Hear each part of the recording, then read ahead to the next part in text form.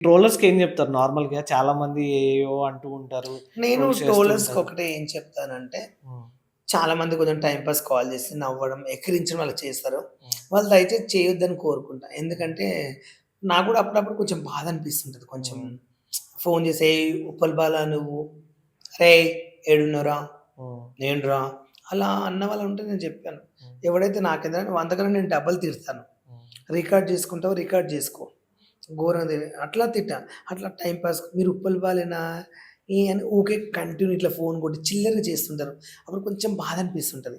ఇగ చాలా మంది అమ్మాయిలు గూడా ఏ హాయ్ ఉప్పల్ బారా ఏందమ్మా మీరు లేడీస్ ఇలా చేస్తారేంటి? కామన్ సెన్స్ ఉన్నోళ్ళు కొంచెం చదువుకుంటున్నారు. కాలేజ్‌లో టైమ్ పాస్ కోసం అమ్మాయిలు గూడా. హ్మ్. మీరు చదువుకుంటున్నారు. ఏంది ఫోన్ చేసి ఇలా నాతో మాట్లాడితే మీకేమొస్తుంది? నా వల్ల ఏదైనా బర్త్‌డే వీడియో కావాలా? లేక మీ ఇంటికేమైనా ఫంక్షన్ రావాలా? చెప్పుకోవాలి. టైమ్ పాస్ చేసి హాయ్ ఉప్పల్ బాలు ఇట్లా చిల్లరగా చేస్తారు. మీకేం ఉపయోగం దానివల్ల హ్మ్. అని అలా చాలా మందికి చెప్తుంటాను.